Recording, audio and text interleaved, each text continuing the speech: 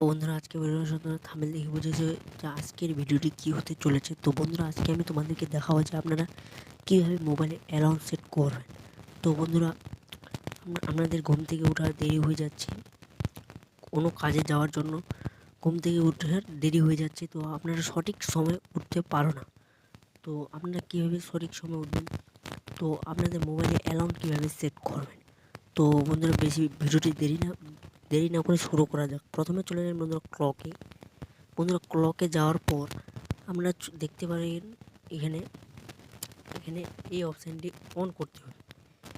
On করলে এখানে হয়ে যাবে। আপনারা যদি যে কোনো টাইম নির্দিষ্টভাবে দিতে চান তো এখানে দিতে পারেন, 7টা 6টা এখানে সেভ করে শুধু দিতে হবে বন্ধুরা।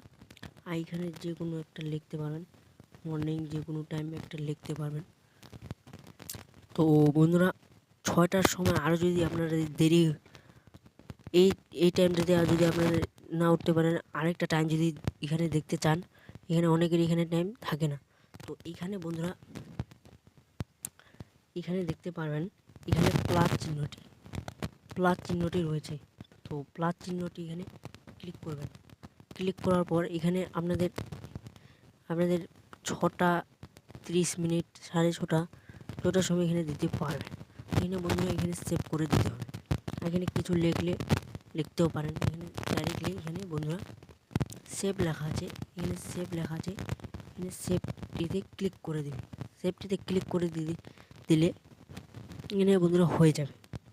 তো প্রথমে 6টা বাজবে বন্ধুরা, তারপরে কিন্তু 6:30 বাজবে। তো আরও যদি ডিজাইন আরও প্লাস চিহ্নটি এরকম করে ক্লিক করতে হবে, আরও সেভ করতে হবে।